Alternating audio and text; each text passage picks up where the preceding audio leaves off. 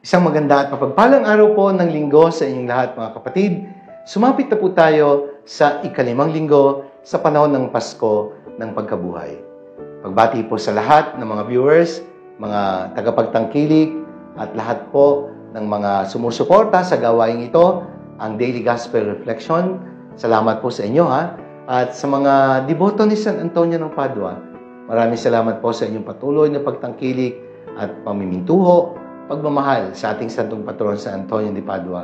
Sa mga benefactors po namin, kundi po dahil sa mga tulong na inyong binibigay, hindi po namin magagawa at may sasakatuparan ang aming mga programa, lalo tigit sa mga gawain may kinalaman sa pagtulong at pagkakawang gawa. Sa mga gawain nagpapaganda ng simbahan, salamat din po sa inyo. Welcome po sa ating Daily Gospel Reflection.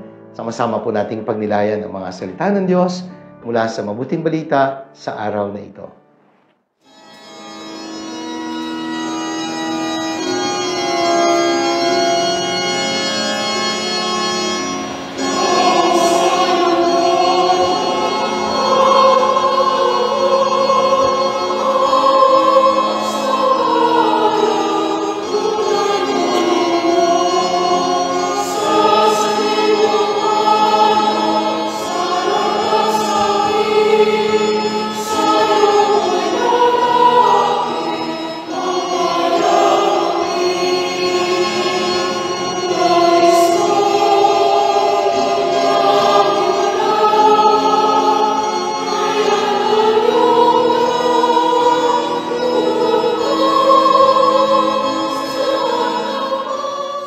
Mga minamahal na kapatid, sa araw na ito, ikalimang linggo sa panahon ng Pasko ng Pagkabuhay, pagdinilayan po natin ang mabuting balita ayon kay San Juan.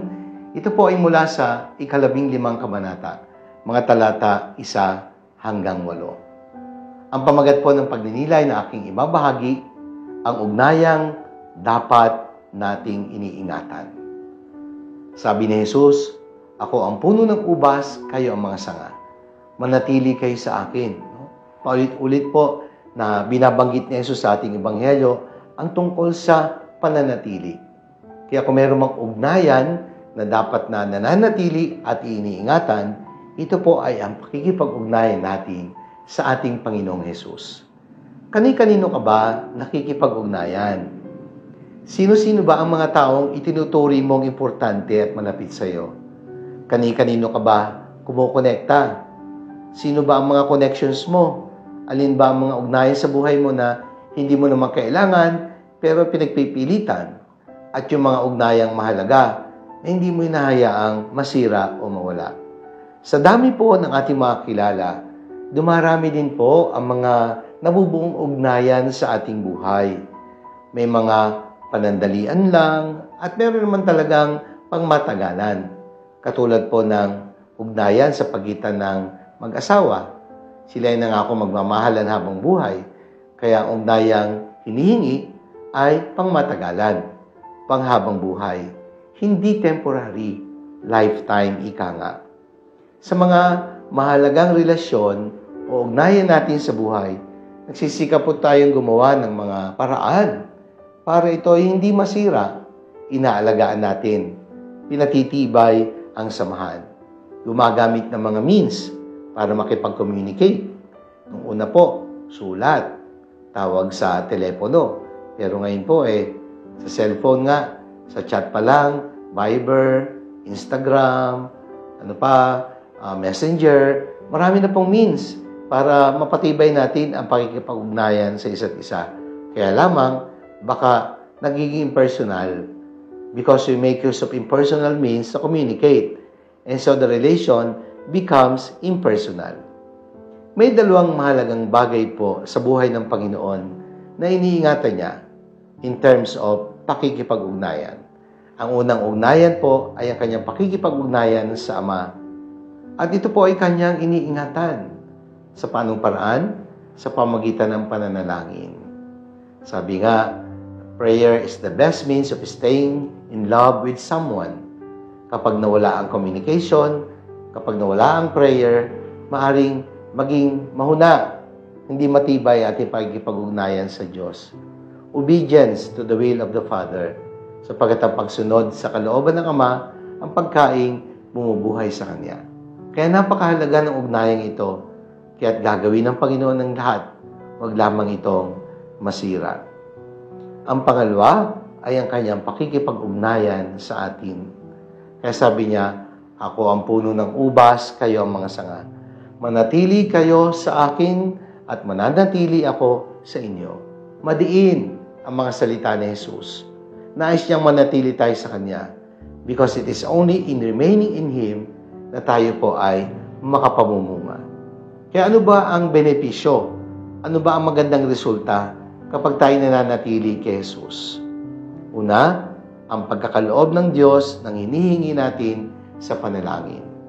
Kung nananatili kayo sa akin at nananatili sa inyo ang mga salita ko, hingin ninyo ang inyong maibigan at ipagkakaloob sa inyo.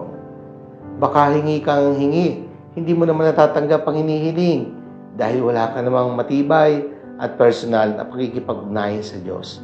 Lumalapit ka lang kapag may kailangan, pero kapag naibigay na, nakakalimutan mo na ang Diyos. Hindi mo iniingatan ang iyong pakikipag-ugnayan sa Diyos. Hindi ka mamumunga kapag ikaw ay hiwalay sa puno, di ba? Kaya dahil sa pananatili natin kay Jesus, nauhubog ang ating kalooban sa mga aral ng Kanyang mga salita. Dahil dito, nauhubog din ang ating puso at ang kalooban para maging katulad ng Kanyang puso at kalooban. At kapag nangyari ito, ay wala tayong hihinging pangit. Wala tayong hihinging masama. Tanging mabuti lang at kung ano ang kalooban ng Diyos. At kapag ang hiningi mo ay kung ano ang kalooban ng Diyos, aba, ay makakamit mo ang hinihingi mo. Pero kung hindi at makasasama sa iyo, ay huwag ka namang sasama ang loob. Alam ng Diyos kung ano higit natin kailangan. Pangalawa, ang pangako ng Diyos para sa masaganang bunga. Nabubuhay tayo sa mundo, hindi lamang para huminga. Nabubuhay tayo sa mundo, hindi lamang para magbilang ng mga taon. Nabubuhay tayo sa mundo para maging mabunga sa ating buhay. Ang Diyos ay naghahanap din ng konkretong bunga ng ating pananatili sa Kanya. What we are is God's gift to us. And what we make of our life will be in the end our gift to God. Ano ba ang bunga na inaasahan sa atin ng Diyos? Bunga at mga gawa ng pag-ibig, katulad ng paglilingkod, pagkakawang gawa.